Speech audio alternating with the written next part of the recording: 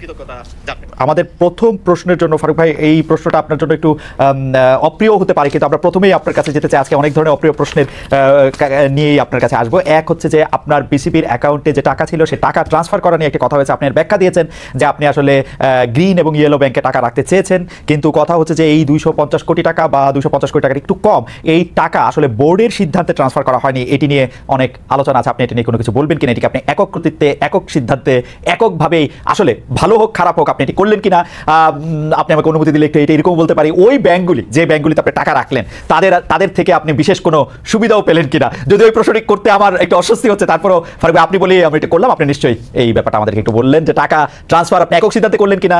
দুই হচ্ছে এই টাকা ট্রান্সফার করে আপনি কোনো বিশেষ সুবিধা পেলেন কিনা ফারুক ভাই? একটু বড় করেই বলতে হবে আসলে। প্রথম কথা হচ্ছে গিয়ে একটা বোর্ডে যখন আমরা কাজ করি সবাই মিলেই কিন্তু সিদ্ধান্ত নেই।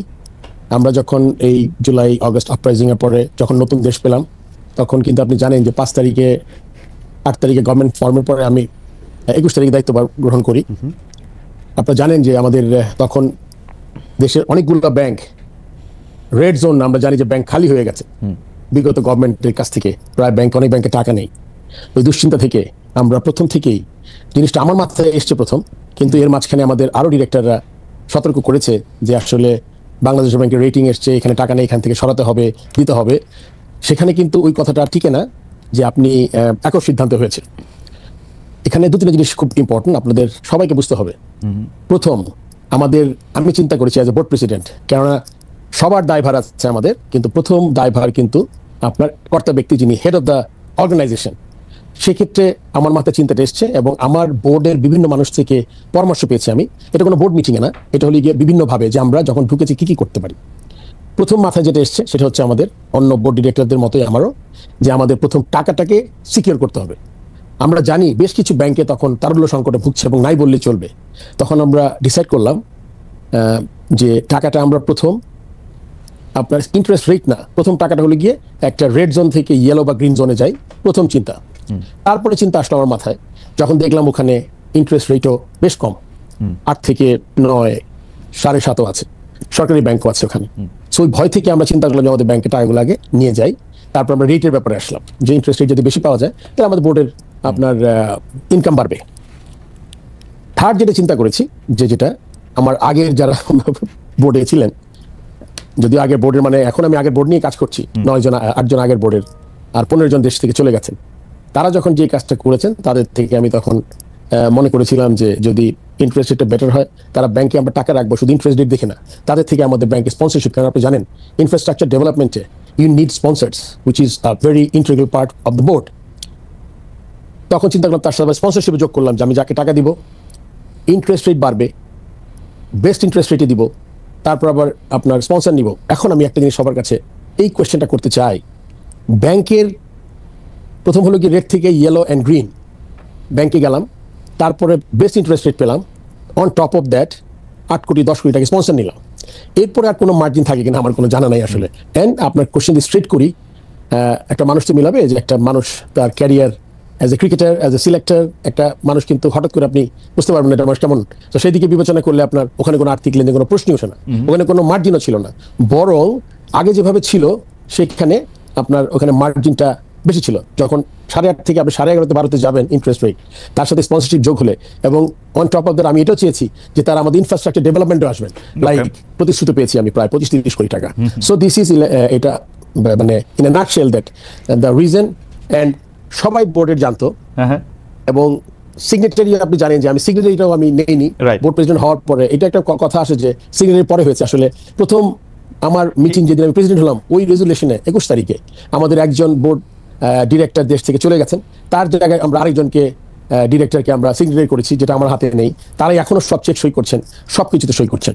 সো আমি মনে হয় এর চেয়ে বেশি আর কিছু এক্সপ্লেইন করতে পারবো না। আপনি এটা চিঠি দিয়েও জানিয়েছেন, কিন্তু আসলে আমরা একটু কনফিউজ হই। কখন আমরা দেখেছি যে এখানে সিগনেচার ছিল ফাইন্যান্স কমিটির প্রধান জনাব ফাহিম সিনহার, আমি যদি ভুল না হয়ে থাকে, এবং পরিচালক মাহবুবুল্লাহ নামের।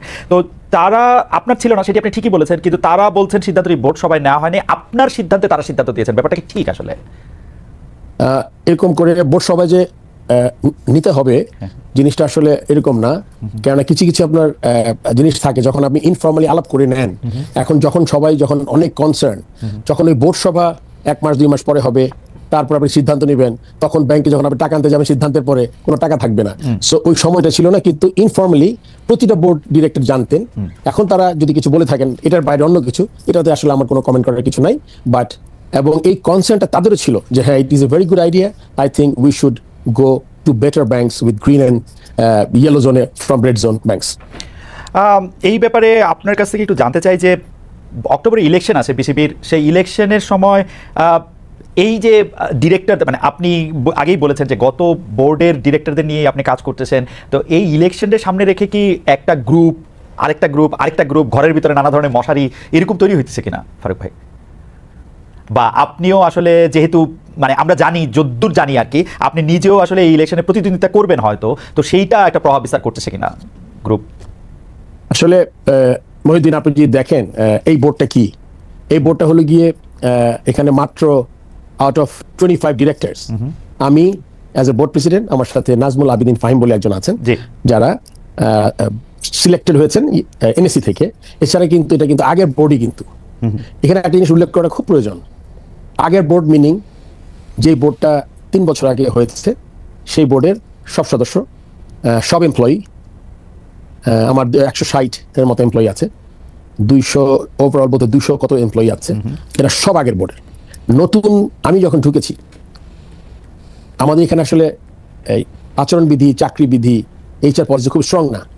যেভাবে আগে রিক্রুটমেন্ট হতো, সেই রিক্রুটমেন্টে আমি যে বোর্ডে ঢুকে খুব মানুষ নিতে পেরেছি এটাও না। কোনো নতুন মানুষ খুব বেশি হাতে গোনা 3 থেকে 4 জন 8 মাসে হয়তো বা অ্যাপয়েন্টমেন্ট পেয়েছে।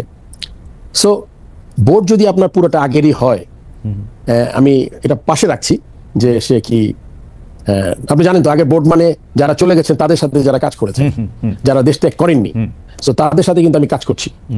আপনি যদি বলেন যে গ্রুপ, আমি কিন্তু একটা গ্রুপ, মানে ইনফ্যাক্ট আমার সাথে আরেকজন আছেন, আমাদের 2 জন কিন্তু নতুন, আর the whole set up is the same. আমি কারো চাকরি নেইনি, কেউ টার্মিনেট হয়নি, একটা বা 2টা ছেলেকে সাসপেন্ড একটা নোটিশ করেছি, খুব সম্ভবত একটা ছেলেকে টার্মিনেশনের একটা নোটিশ করা হয়েছে, এটাতে একটা পিরিয়ড থাকে 3-4 মাসের। সো আপনি যদি মনে করেন যে এসেই সবাইকে 30-40 জনকে চাকরি টার্মিনেট করেছি, সাসপেন্ড করেছি, এরকম কিছু করি নাই। কেননা এটা একটু সময় নিয়ে বলছি, তার কারণ হচ্ছে গিয়ে আপনি যেই সেট আপে আসবেন, ওই সেট আপে কিন্তু ক্রিকেট বোর্ডের কাজ কিন্তু বন্ধ থাকতে পারবে না। আপনি ঘুম থেকে উঠবেন, আমি যখন ক্রিকেট বোর্ডে আসি, আমরা পাকিস্তানকে 2 টেস্ট হারিয়ে দেশে এসেছি, ইন্ডিয়া এসছে, সাউথ আফ্রিকা এসছে, আন্ডার-19 ইউএই এসছে, সাউথ আফ্রিকান একটা এজ গ্রুপের টিম এসছে, মহিলা world cup was a big challenge. যে চ্যালেঞ্জটা আমরা ঢাকায় হওয়ার কথা ছিল, আপনি জানেন, সেই মহিলা ওয়ার্ল্ড কাপকে আমরা আইসিসির সাথে নেগোশিয়েট করে আমরা কো পার্টনার খুঁজেছি, অ্যান্ড অনেক ইন্টারেস্টেড ছিল।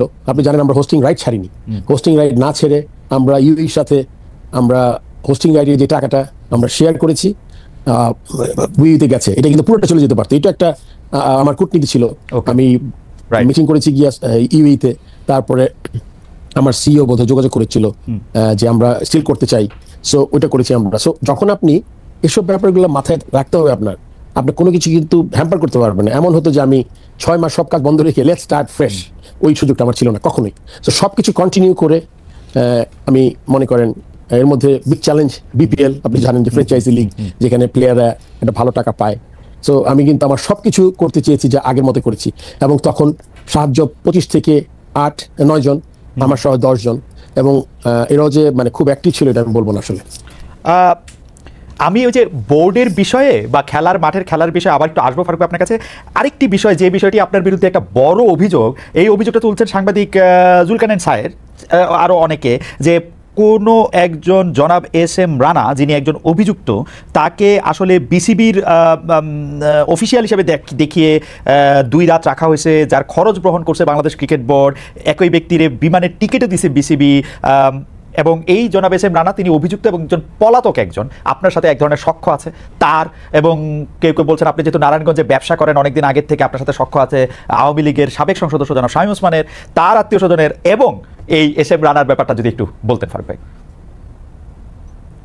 আসলে খালেদ, এস.এম. রানার ব্যাপারটা বলতে হবে এভাবে, আপনি একটু আগে উল্লেখ করেছেন নারায়ণগঞ্জের, জি, আমি নারায়ণগঞ্জে আপনি জানেন যে আমার বাবার ব্যবসা সব নারায়ণগঞ্জে, আমার বাবা পাটের ব্যবসা করতো। এই এস এম রানা ছেলেটা আসলে তার শীতলক্ষা বলে একটা ক্লাব আছে, সে নারায়ণগঞ্জ ডিএস এর সদস্য ছিল, সে নারায়ণগঞ্জ ক্লাবের ভাইস প্রেসিডেন্ট ছিল। আমার বাবা যেহেতু পাটের ব্যবসা করতেন, আমাদের শীতলক্ষাতে বেশ কিছু জমি ছিল, যখন গোডাউন ছিল পাটের, শীতলক্ষা থেকে এই রানা শীতলক্ষা পরিচয় হয়ে সে আমার জমিটা বেচা কেনাতে হেল্প করেছে তখন। সো আপনি এটা একটা তার সাথে পরিচয়ের কথা বললাম, এবং ডে বাই ডে ও টিম চালাতো, নিজে ক্রিকেটার ছিল, এভাবে পরিচয়। এখন শামীম ওসমানের সাথে নারায়ণগঞ্জের এমপি ছিলেন সে, তার সাথে আমি ফর্মার ক্যাপ্টেন, চিফ সিলেক্টর, আমি নারায়ণগঞ্জ ক্লাবের মেম্বার, তার সাথে যে আমার কখনো দেখা হয়নি এটা বললে তো ভুল কথা হবে, আমি তাকে দেখেছি। কিন্তু আপনার সখ্যতা, তার সাথে সম্পর্ক, এগুলো কখনোই ছিল না। আর আমার জানা মতে রানার কোনো পলিটিক্যাল অ্যাফিলিয়েশন নাই, সে কোনো দলের সদস্য না, কোনো কাউন্সিলর না, আমার জানা মতে। তারপর আপনি বলেছেন আমার সাথে সে গেছে, এখন আমি আপনাকে যে কথা এইভাবে বলি, রানা কিন্তু আমার সাথে আরেকটা জায়গায় গেছে, সে সিলেটে গেছে বিপিএল এ, ওই ছবি কিছু হয়তো আপনি দেখতে পেয়েছেন বা সংবাদ মাধ্যমে আমি ঢাকায় দেখেছি। সিলেটে কিন্তু তার কোনো বিল নেই। চিটং এর ব্যাপারে এটা আসলে কোনো ভুল হয়েছে, আই এম শিওর, বিকজ আমার এরকম পরিচিত কারোর সাথে কোনো কমিটিতে নাই। যদি সে ক্রিকেট কমিটিতে থাকে বা কোনো কমিটিতে থাকে, তাহলে কিন্তু সে প্রেসিডেন্টের সাথে সফর সঙ্গী হতেই পারে। যেমন আমি টেস্ট খেলতে দেখতে যাব, আমার লজিস্টিক্স, আমার এক্সিকিউটিভ, আমার ডিরেক্টরতে যেতে পারবেই, সেরকম যেতে পারে, কিন্তু সে কিন্তু কমিটি না, সে আমার সাথে গেছে খেলা দেখতে। অ্যান্ড ওই 2 রাত অ্যান্ড প্লেনের ভাড়া এটা আমার চেক করতে হবে, বাট যদি এটা হয়েও থাকে ইট ওয়াজ জাস্ট এ মিস্টেক। কেননা তাহলে হতো কি, এর মধ্যে তো আপনাকে বললাম অনেকগুলো খেলা হয়েছে, বিপিএল এর খেলা 3-4টা ভেন্যুতে হয়েছে, 3টা ভেন্যুতে হয়েছে। তারপরে আপনার যেটা কথা এসছে, আমার মনে হয় সাউথ আফ্রিকার কোনো ম্যাচের হবে, তারাই কিন্তু বিপিএল এর খেলা সে দেখতে গিয়ে তারপরে আপনার ওই বিলটা হয়তো মিসপ্লেসড হয়েছে। তো ওইটা যদি এরকম হয়, তাহলে ওইটা যদি মিস্টেক হয়, তাহলে ডেফিনেটলি মানে if Rana is not around then আমার পাশে দিতে হবে না। ইন্টারেস্টিং ব্যাপার হচ্ছে যে আপনি মানে আপনার সাথে সংশ্লিষ্টতা জনাব রানার সাথে বলে এরকম করা হচ্ছে যে আপনি আসলে তাকে দেশ থেকে চলে যেতে বা অন্যভাবে সাহায্য করতেছেন বা অন্যভাবে কি স্টেপ কিছু নিতেছেন। এই টাকা বা 2 রাত 1 রাত থাকাটাই আসলে মুখ্য ব্যাপার না, তাকে আপনি মানে উনি আইনের চোখে ধুলা দিচ্ছেন, অভিযোগটা হচ্ছে আপনি তাতে সাহায্য করছেন বড় একটা চেয়ারে বসে। এটা যদি কেউ প্রমাণ করতে পারে আমি কাউকে একটা ফোন করেছি রানার ব্যাপারে, তাহলে কিন্তু আমাদের আলোচনাটা অন্যরকম হবে। আমি কোন এসপি, ডিসি, নারায়ণগঞ্জের এনি পিবিআই, যারা যারা সংশ্লিষ্ট যারা আছেন আইন শৃঙ্খলা রক্ষাকারী, তাদের যদি কোথাও কোনো সম্পৃক্ততা পাওয়া যায়, বরং এটা একটা উল্টো, মানে রানার সাথে আমাকে মিশিয়ে এটা একটা স্টোরি করা হচ্ছে, যেটাকে আমাকে ডিমিন করা হচ্ছে। আচ্ছা, ব্যাপারটাকে বুঝতে পেরেছি। আমার মনে হয় যে মোটামুটি এই ব্যাপারটা আমি বুঝতে পেরেছি, দর্শকরাও নিশ্চয়ই আপনার ভাষণটা শুনেছেন। আমি আবার একটু বোর্ডে ফিরে তো আসি। কেউ কেউ একটা কথা বলতেছে, নামটা আমি না বললাম, কিন্তু কথাটা হচ্ছে অনেকটা এরকম, আগে যেমন বোর্ড মানে ছিল হচ্ছে আবাহনীর একটু দাপট, চোখ রাঙানো, এখন দাপটটা হয়ে গেছে মোহামেডানের, এবং এই চোখ রাঙানোটা নানা জায়গায় মানে এটা সংক্রামিত হচ্ছে। আপনি আসলে এই ব্যাপারটা নিয়ে অনেক কিছু করতে পারতেছেন না, মানে আসলেই কি এখন আগে যেমন বোর্ড বলতে আবাহনী, আমি খুলেই বলি, বোর্ড বলতে আবাহনী, বোর্ড বলতেই বেক্সিমকো, বোর্ড বলতেই পাপন ভাই, বোর্ড যদিও উনি প্রেসিডেন্ট ছিলেন, বোর্ড বলতেই সালমান এফ রহমান, এরকম ছিল। এখন কি এইটা আবার উল্টায় গিয়ে এটা আবার মোহামেডানের কাছে চলে গেছে অন্যায়ভাবে? আপনি এটাকে কেমন ভাবে দেখেন ফারুক ভাই? এটা আমার মনে হয় আসলে কিছু কোয়েশ্চেন অ্যান্সার করতে হয় কি, আমরা খুব তাড়াতাড়ি কনক্লুশনে চলে আসি। আচ্ছা, মোহামেডান যে আলাদা কোনো আমার থেকে ফেভার পাবে এটার সম্ভাবনা কম। আপনি বলেছেন যে আরেকটা কি তৈরি হচ্ছে নাকি, আমি আমার ব্যাপারটাকে ক্লিয়ার করে নিই। মোহামেডান ক্লাবের আমি কখনো কোনো অফিসিয়াল ছিলাম না, আমি কখনো খেলিনি, আমি কোনো ক্যাপ্টেন ছিলাম না, আমি মোহামেডান ক্লাবের কাউন্সিলর চাই না। আপনি একটু ইলেকশনের কথা বলেছিলেন, সেটার কোনো সম্পর্ক নাই। তো আমার কাছে কোনো এক্সট্রা বেনিফিট পাওয়ার কোনো সম্ভাবনা নাই। আর আমরা খুব তাড়াতাড়ি কনক্লুশনে, আমি বুঝতে পারছি আপনার কথা, খুব তাড়াতাড়ি আমরা কনক্লুশনে এসে যাই। এখন না, এই বিষয়ে অনেকগুলো কথা আসবে, আমি বলছি আস্তে আস্তে। আপনার বুঝতে হবে বাংলাদেশ ক্রিকেটের হিস্ট্রিতে কোনো ধরনের চাপে কোনো প্লেয়ার, কোনো tournament, right from premier league to 3rd division, একটা খেলা একদিনের জন্য পিছায় নাই। প্রত্যেকটা খেলা অন টাইম। আপনি জেনে খুশি হবেন, আজকে ফাইনালের মতো ম্যাচ হলো, মোহন আবাহনী খেলা হয়েছে, আবাহনী চ্যাম্পিয়ন হয়েছে, মোহন রানার্স আপ হয়েছে। আমার কাছে চাপের কথা যদি বলেন, আমার ক্যারেক্টারের সাথে চাপটা আসলে যায় না। কেন যায় না আপনাকে আমি বলে দিচ্ছি খুব সুন্দর করে। 2016 সনে একটা পার্টিকুলার যখন আপনার চিন্তা করেছিল বোর্ড 2 টায়ার সিলেকশন প্যানেল, আমি বলেছিলাম এতে করে ইনস্টিটিউশন ধ্বংস হবে। কেননা সিলেকশন কমিটির চেয়ারম্যান খালেদ মহিউদ্দিন হবে না ফারুক আহমেদ হবে এটা কিন্তু ইম্পর্টেন্ট না।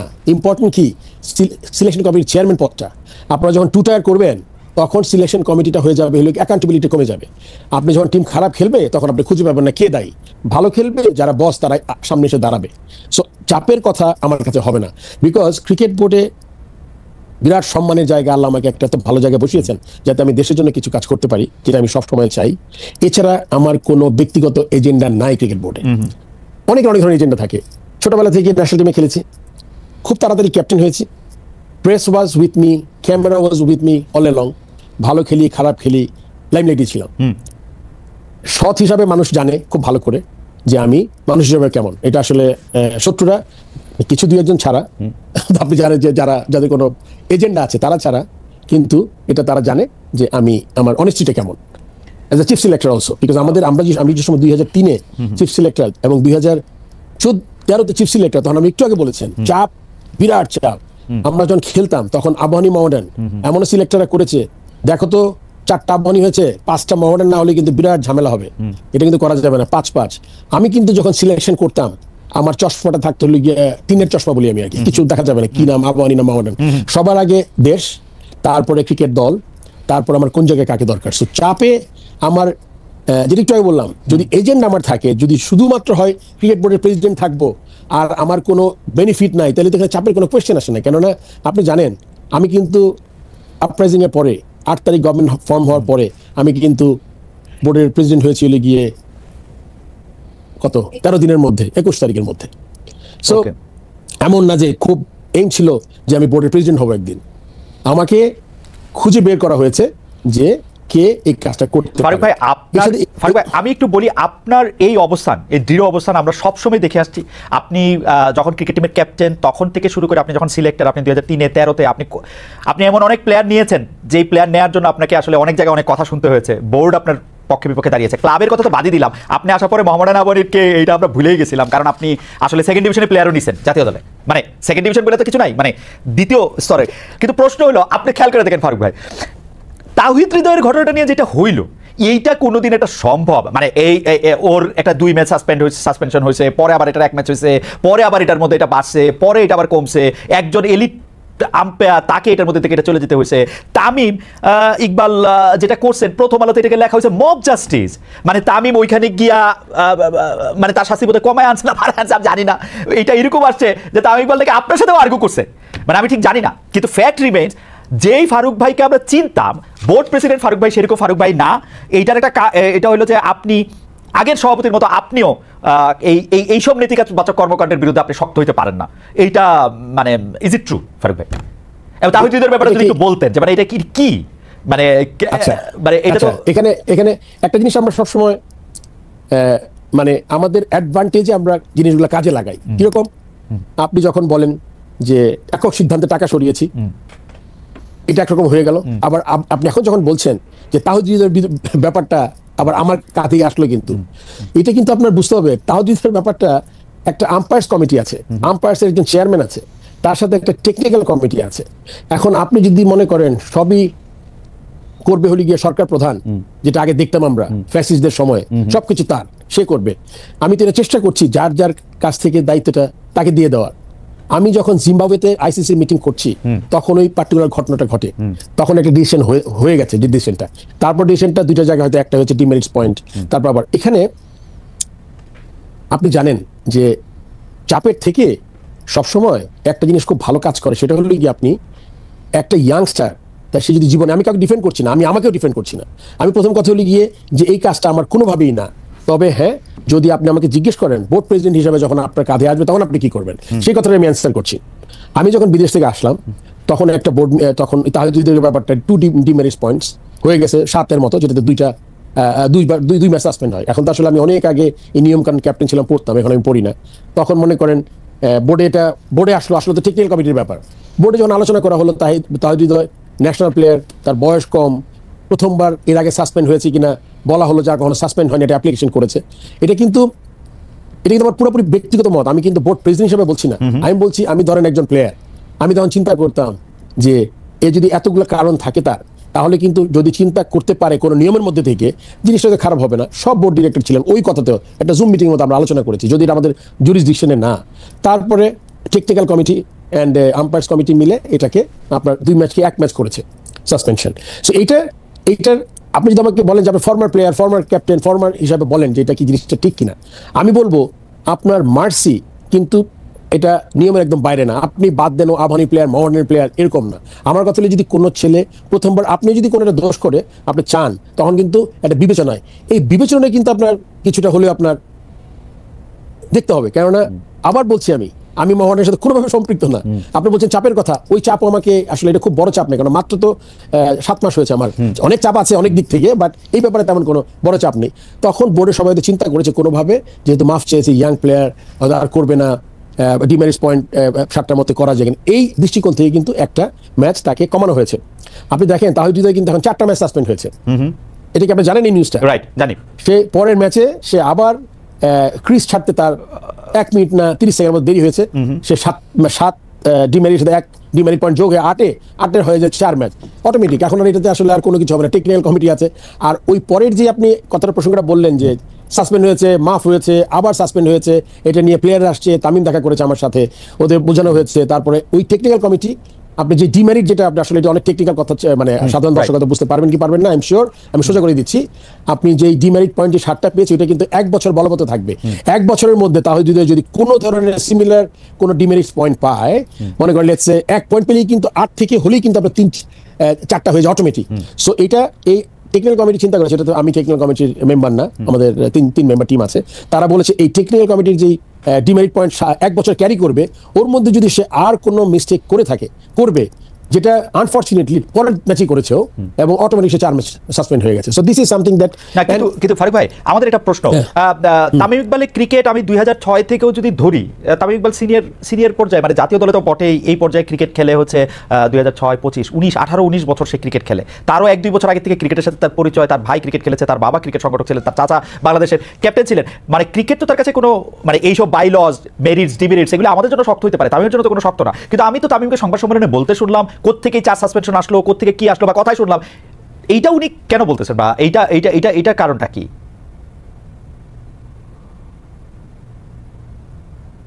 এটার কারণটা আসলে আমার কাছে, আমি আসলে এটা অ্যান্সার করতে পারবো না। এটা অ্যান্সার তারই করতে হবে, আম্পায়ার্স কমিটি এন্ড টেকনিক্যাল কমিটির সাথে বলতে হবে।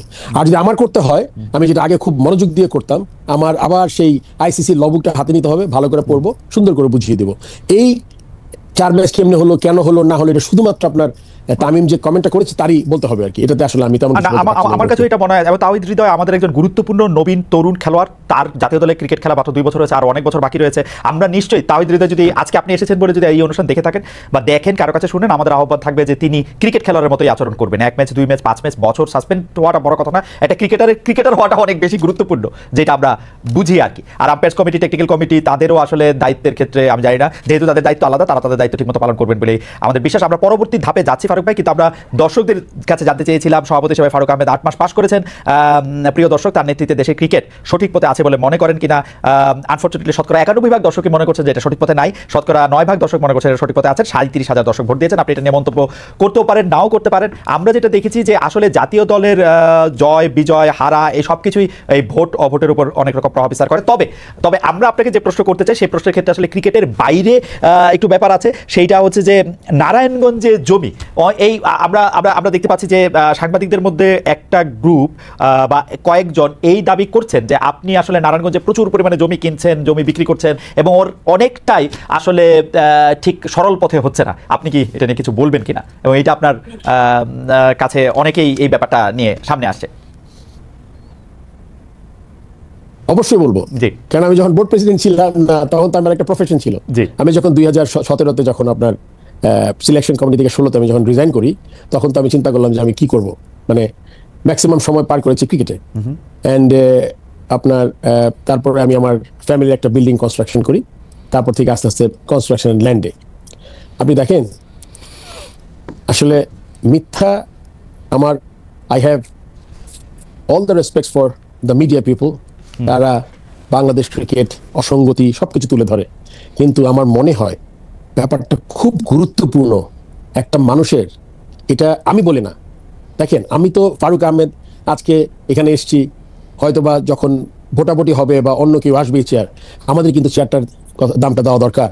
দ্য প্রেসিডেন্ট বাংলাদেশ ক্রিকেট বোর্ডের অর্গানাইজেশন হেড, যখন আপনি মিথ্যা কথা বলে বেরিয়ে একজন মানুষের ডিমিন করার চেষ্টা করেন, এটা সবচেয়ে দুঃখজনক। একটা জমি, আমি জমির ব্যবসা করি, জমি আমার থাকতেই পারে। আমার বাবা was a businessman and he was industrialist. আমরা ছোটবেলা থেকেই আমরা মোটামুটি দেখেছি। সো ব্যবসায়িক পরিবারের একটা ছেলে, আপনি জমি কিনেছি, যে জমিটা একটা ছবি দেখেছি আমি, ক্রয় সূত্রে মালিক, এই জমিটা আমি কিনেছি না বায়না করেছি 2023 সনের সেপ্টেম্বরে, বায়না রেজিস্ট্রি। এটা এসছে ফারুক আহমেদ কি প্রেসিডেন্ট হওয়ার পরে কিনা এটা করলেন কিনা। আর অন্য কোথাও আমার জমি সব মিলিয়ে কয়েক শতাংশ জমি হবে হয়তো, নিজের জায়গা ছাড়া, নয়ামাটিতে জায়গা ছাড়া কয়েক শতাংশ জমি বেশি নাই। এই যে ঢালাও একটা জিনিস, এটাতে কি কোনো এজেন্ডা কাজ করছে কিনা আপনার বুঝতে হবে। ইলেকশন সামনে, ইলেকশনের জন্য এই কাজটা কোনো পার্টিকুলার এজেন্ডা নিয়ে কেউ করছে কিনা, এটা কিন্তু আমাদের খতিয়ে দেখা দরকার। কেননা আপনি একটা সংবাদ যখন প্রচার করবেন, সংবাদটা প্রথমে আমার মনে হয় যে আপনি আমাকে এখন কোশ্চেন করছেন একটা ঘটনা ঘটার পরে, আপনি কিন্তু ছেড়ে দিচ্ছেন পত্রিকায় বা একটা নিউজ করে দিচ্ছেন যে এটা এইরকম। আপনাকে আমি বললাম যে আপনি 2 বছর আগে এটা বায়না করেছি। আমার সাইনবোর্ড, আপনি জানেন সাইনবোর্ডটা টাঙানোটা খুব জরুরি বাংলাদেশে। আপনি দেখে থাকবেন আগে আমরা দেখতাম যে মানে আমি লিখতাম ফারুক আহমেদ ফর্মার প্লেয়ার, এরকম কিছু। এখন জায়গা জমি তো মনে করেন আমাদের আমরা সবাই বাংলাদেশে যারা থাকি তারা জানে যে এটা একটা খুব ইজি একটা কাজ না। সো সাইনবোর্ডটা থাকাটা জরুরি, খালি সময়টা আপনার দেখতে হবে, ফাইন্ড আউট করতে হবে। আর ঢালাও যে অভিযোগ, এটা থেকে আমি বিরত থাকতে বলবো। আপনি আহতদের ব্যাপারে অনেক সমালোচনা হয়েছে, বিপিএল নিয়ে প্রচুর সমালোচনা হয়েছে।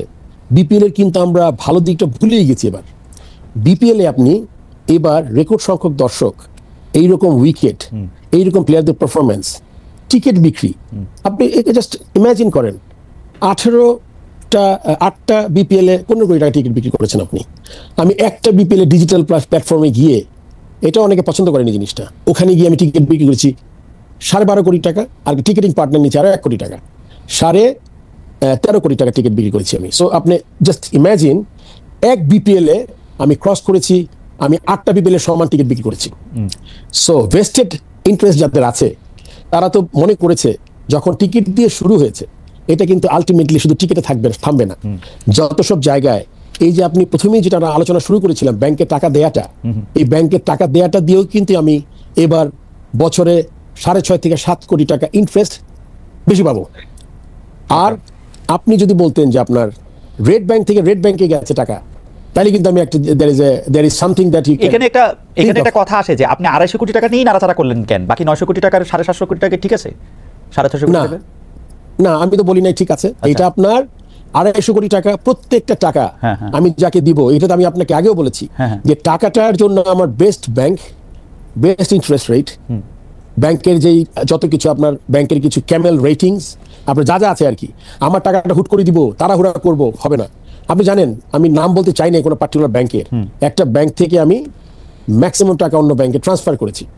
এই টাকাটা মানুষ কিন্তু সোশ্যাল মিডিয়াতে আপনার প্রথমে এসছে টাকা সরিয়েছি, টাকা থেকে সরানোর কোনো ব্যাপার না, এটা ট্রান্সফার হয়েছে পার্টিকুলার এক ব্যাংক থেকে আরেক ব্যাংকে। আপনি আর যে বাকি টাকাগুলো আছে এগুলো আমরা আস্তে আস্তে সরাবো। কারণ আপনাকে একটু আগে বলেছি আমি যে আমাদের এই 250-200 খবর আসলো 118 কোটি টাকা সরিয়ে দিয়েছি। এখন যারা এই নিউজটা করেছেন তারা বললেন 3টা ব্যাংকে সরিয়েছি। আপনি দেখেন 2টা নিউজের মধ্যে কতটা পার্থক্য, কতটা easy to mislead people.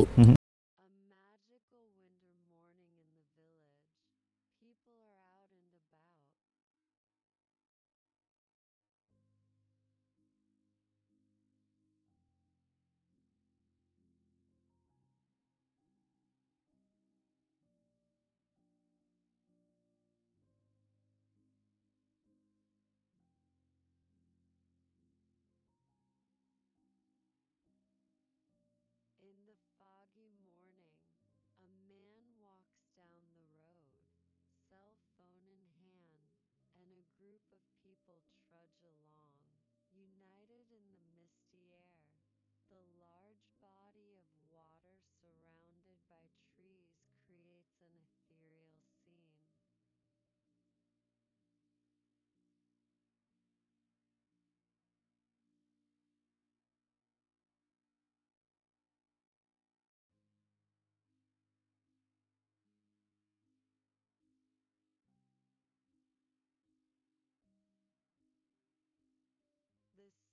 peeks through the trees, casting a gentle glow. A boat rests in the